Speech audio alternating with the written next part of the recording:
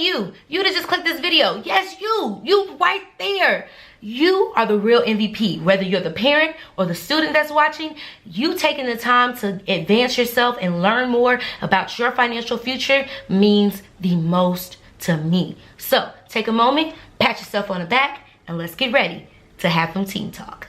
Hey, what's up, besties? It's Elaine Michelle, and I'm here with episode 1 of the Teen Talk series with my girl Shay Budgets. We came together and decided we were going to do this series because of our love for helping teens, and both of us are mentors in our cities, and we're doing, what we can. But it's so awesome to have this platform and be able to share it even wider. I feel like we can reach more people, and it's all about reaching one and teaching one. So if I can just reach one person and help them to not take the financial road that I took for myself, then that would be amazing. So I'm gonna share my student loan experience with you guys and kind of break down some of the student loan taboo stuff, or just some things about student loans that you didn't think you knew, or maybe that you already knew. And just a refresher, this is for the teens, this is for the adults, this is for everyone. No worries, I got you covered. All right, so maybe you're a parent that's getting ready to send your child off to school, and you have this financial aid document in front of you, and you're like, what am I to do? Or maybe you're just a student and you're doing this all by yourself, and you're concerned on how much you should take out. It's very, very, very important that you be very wise with the amount of student loans that you take out. My number one example is paying for a burger that you had back your freshman year when you first stepped foot on college. You are paying for that burger 10 years later, and now you've went from a $5 burger to a $259 burger, and you have no idea how. So let that sink in, that you're getting money for stuff that you really don't have to pay for. One of the biggest mistakes that we make in going to school is we take out all the financial aid. Every single last drop that they give us, we take it out. And we take out those student loans not realizing what the financial responsibility will be on the end game. Now, one of the things I commend my brother for was sending his daughter to school and not having her have any student loans whatsoever. Everything they did, they planned for it and paid for it out of pocket. He had experienced student loans as well. He had experienced the student loan experience with myself and his wife. So they were very, very aware of what student loans can do for you in the long run. Now, it's very helpful to get a student loan if you don't have the means to pay for it out of pocket, or to get the scholarships and all of that, and this is your only way of doing things. By all means, get a student loan. It's just about being smart about it. Do not take out more money than what you really need. I guess that's my overall thing. If you know that your schooling is only $4,000 a semester, and that includes your room and board, baby, stay on campus. You ain't got to get no off-campus apartment or nothing like that just yet. Wait a minute. See how things work and how they flow, and just take out that $4,000 that's needed to cover your expenses. Get a work study. That also counts towards money that you can get. Now, some schools put your work study towards your bursar bill. Where I went, my money came directly to me as though it was like a real job. It was just financial aid, like, approved. So I never had to go through the thing of, all of my money not being there, me working and I didn't see a dime. I always saw my money coming in, which was very helpful, and I'm thankful for that. If you didn't know, I'm an IU grad with Indiana University of Bloomington, okay? And I'm very proud of that. But I said all that to say this: be very mindful of what you take out and what you're doing. You can make a way out of no way if you're smart. So if you take out the amount of money that you need, and then you find a way to make up for it on the end, even if that's your parents sending you food money every week, if that's your getting a work steady, starting a side hustle, whatever it is, just take out, which, I cannot harp on that enough. Only take out what you need. Okay, so you have a direct subsidized loan, you have a direct unsubsidized loan, and you have plus loans. Now, where we get into, let's go ahead and get into the plus loan. The plus loan you probably have heard about is parent plus loans. That's where your parents see if they're eligible to help you pay for school. It's in their name, but it's for you. Parent plus loans are awesome for the student because then we aren't financially responsible and it's on the parent. But it does make you feel a little guilty when your parents are paying your bills when you're getting out and you know that it was for you. So you may have a little bit of child guilt. I don't know if that's even a thing, but I know I struggled with that for a while, because although it was for me, it was something they took out to help me, which was what they called their financial responsibility as my parent.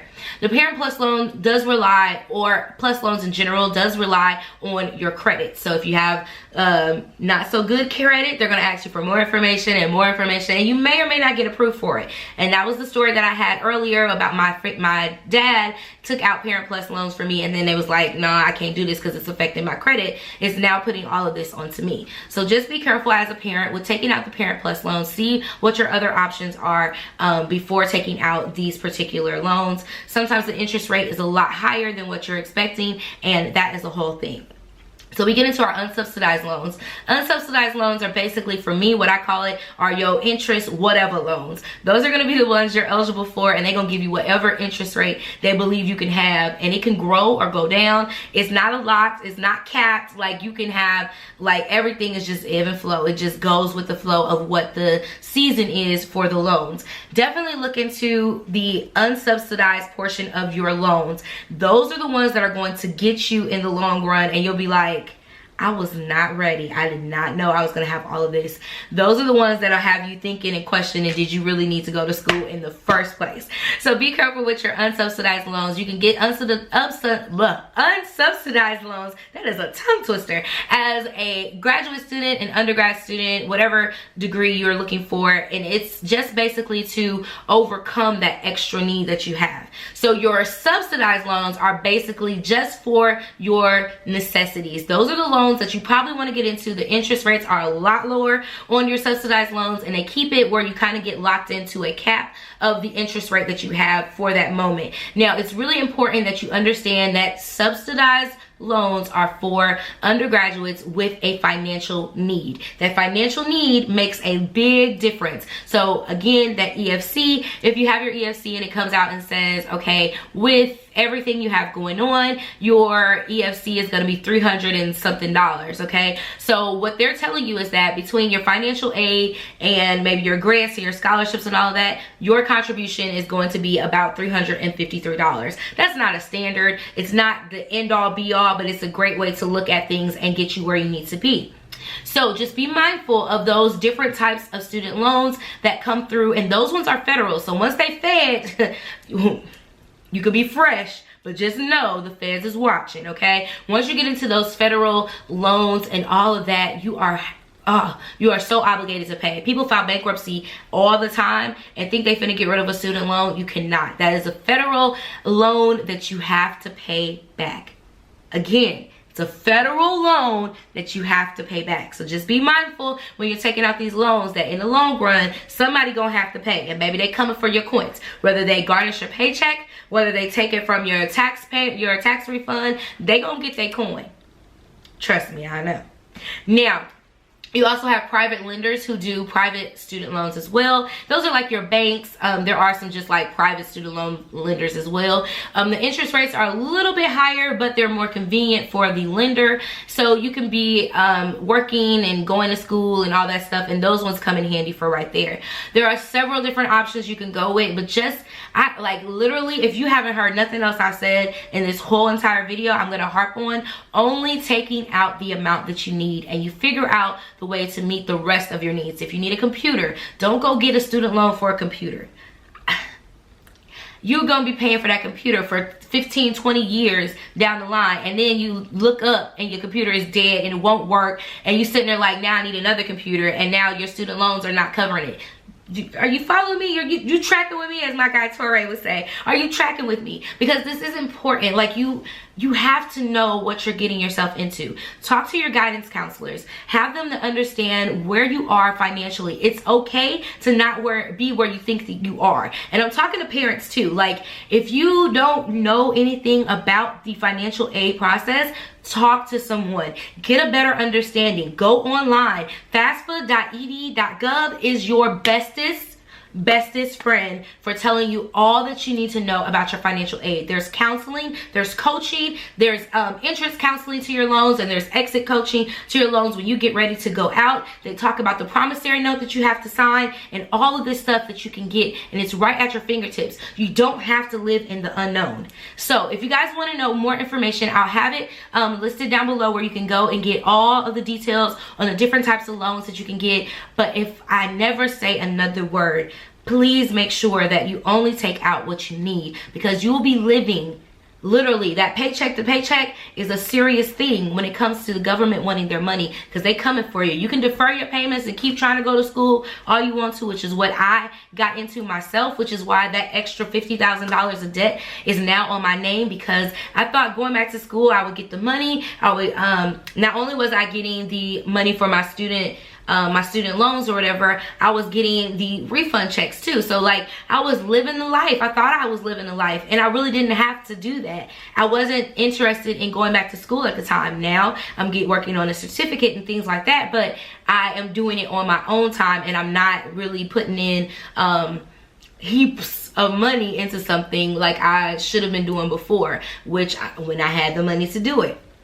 So anyways, I hope you guys learned something from this today. Again, understand the types of student loans you qualify for. Parents, make sure that you understand the types of student loans that you qualify for. If you're thinking about going back to school as an adult learner, make sure you understand what's available to you. Before you go reaching out for a student loan, make sure that you check into your grants and your scholarships and any sort of federal aid that you can get that won't be having to be paid back. Look into your business. If your job offers employment, what do they call it? Basically like where your employer will pay for you to go to school. A lot of times you have to pay for your first class up front, and then they pay you back, and you just keep going and keep going. Look into those programs. You do not have to come out of pocket as much as you think to go to school. Find you an employer. If you're 18 and your parents aren't there for you and they can't help you, find you a job that will help you with paying for your schooling. Target does, Starbucks does. There are several different companies that once you get in and you're working there for, I think it's 90 to 6 months, depending on which position it is, they will help pay for your schooling. Know that there are options. Know that you don't have to go into debt afterwards in order to be where you think you want to be right now. Like, it's just not worth it. Buying that new MacBook, buying that new outfit, having the latest apartment, whatever, while you're in school is not worth the burden that you have later on. I make really good money, but it would be even better money if I didn't have to pay these student loans. Trust me, my soul hurts every time. So I hope you guys have learned something from this financial aid talk. Let me know what you guys think down below. Share your stories. Let's talk about it down below. Let's get in the know. This is for everyone. We call it a teen talk, but when we say teen talk, we're also talking to the parents of those teens, because you need to be aware just as much as the teen does. Thank you guys so much for watching, and I'll catch you in the next one. Mwah! KK. Bye!